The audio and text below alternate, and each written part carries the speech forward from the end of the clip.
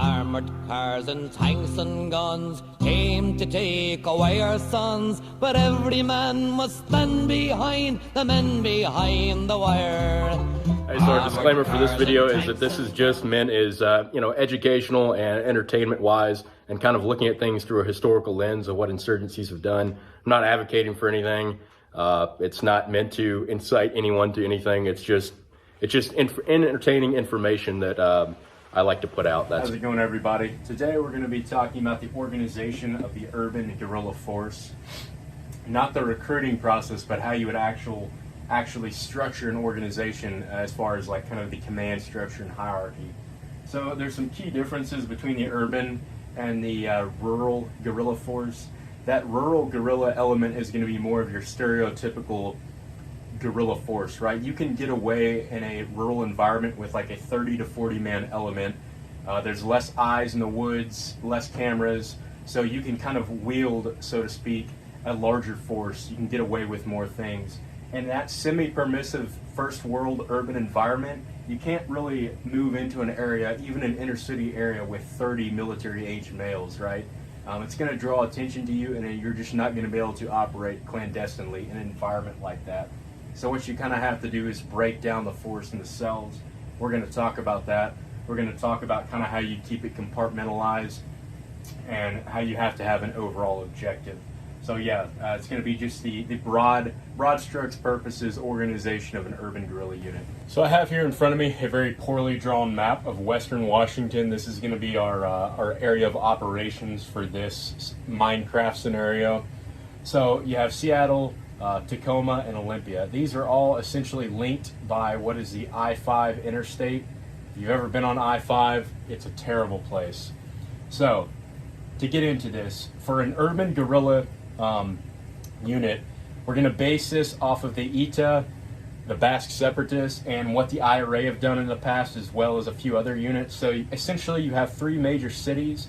You're going to have cells broken down operating in each city. So you'd have a cell in Seattle, a cell in Tacoma, and a cell in Olympia, with somebody at the top who is deeply embedded, who's not a quote-unquote trigger puller, right? They're just feeding information to the cells at the top. We're going to break that down more, but for now I just wanted you to see the area of operations that we're working in. Secondly, you have to have an objective, right? You can't just arm your guerrilla group and then say, okay, go be free, go out into the wild and do your thing. You have to have an overall objective. So our objective for this scenario in Minecraft would be, let's say you have some, evil regime that's occupying Western Washington, and they are moving troops and supplies down the I-5 interstate. What our overall objective for our guerrilla group is going to be is to disrupt enemy communication, supplies, and troop movement down the I-5 interstate. So again, you've got that Seattle cell, that Tacoma cell, and that Olympia cell all being propagated by a somebody at the top who's calling the shots, who's directing the units. All right, let's break this down now. So here at the top you have your shot caller, right, in Minecraft. This is either an individual or a group of individuals who is in no way a trigger puller. They need to be deeply embedded in some sort of environment where they're remaining very covert, low-key, clandestine. They're doing nothing more than monitoring the enemy and disseminating information down to each cell. Each cell is going to have a captain, we'll call him. So Seattle will have a captain, Tacoma, and Olympia, right? These are going to be the guys that the information is getting disseminated down to from the top. Underneath each captain, you can have 3 fire teams making up each cell. So essentially, what you have is the captains will disseminate info down to the fire team. These captains don't need to know the who, what, where, the identity of the other cells, right? So this guy in Seattle doesn't need to know who the captain of the Olympia cell is. Same for, vice versa, Tacoma, Seattle, what have you, right? That's where your compartmentalization comes in. So the captains are taking information disseminated down from the top and distributing it to their fire teams for their specific cell. These fire teams don't necessarily have to know who the other is, but the captain's job is to deconflict all operations within his zone. So he's communicating to these 3-man elements like, hey, there's a supply truck coming down our area of I-5. I want, let's say, Team 1, Team 2, and Team 3. He'll hit up Team 3 and say, hey, you have the ambush for this, and then he'll communicate with his other 1 and 2 teams, stay out of this, to deconflict fires. The beauty of this is you can keep it very compartmentalized, but he can also stack these teams to make essentially a full-size squad for a larger operation. So if something's going down in Tacoma where the captain has his 1, his 2, and his 3 teams, up till now he's been keeping them separate, keeping things deconflicted. Now what he can do is stack his element where he's essentially breaking down the 3 teams and combining them into one 9-man squad. He can still utilize this squad, wield it, deconflict, do what he has to do to accomplish the objective of disrupting enemy operations on I-5.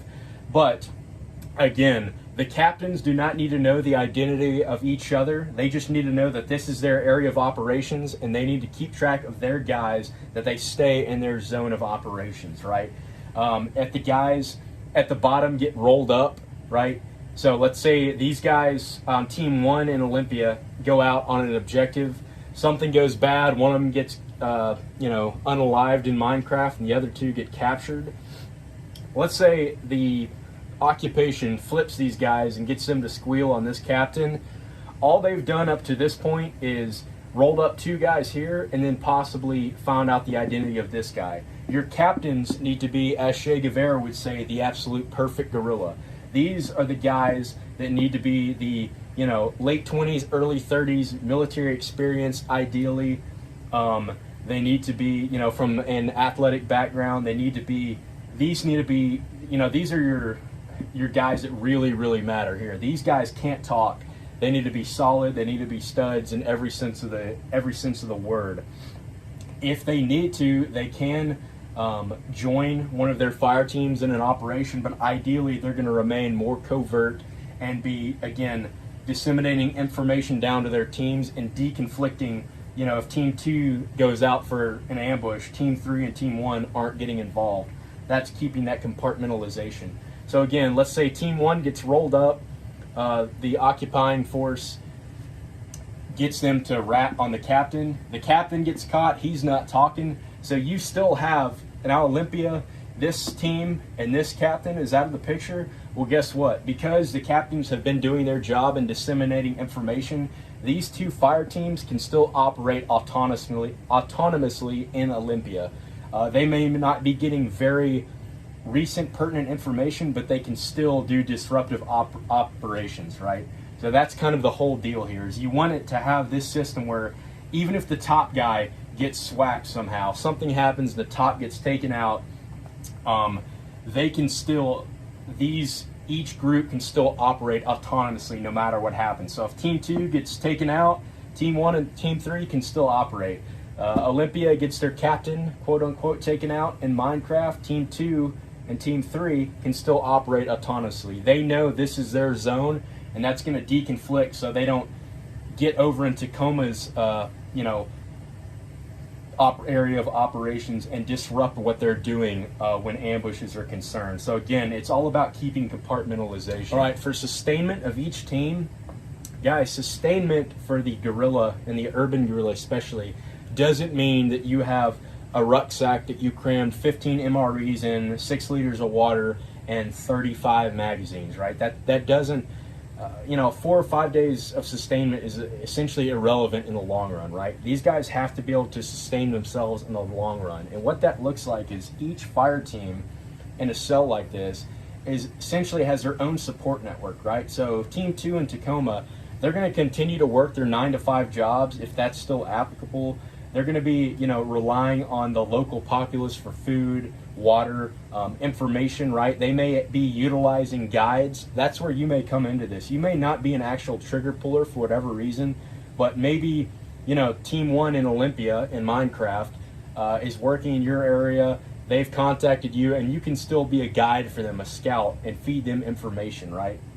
And that's where that autonomy really comes in, is sustainment in the long run is subsisting off of your local environment. In an urban setting like this, in a semi-permissive environment, that sustainment is going to look like a continuation of jobs, of relying on family, friends, resources like that, and being able to still achieve the objective. That goes, you know, from the bottom to the top, right? So again, that sustainment doesn't mean you're just filling up a bag with food. You have to be able to have that long-term solution there.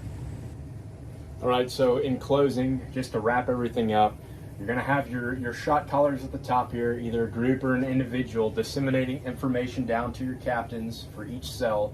And then those captains are going to essentially utilize each fire team and deconflict fires how they see fit.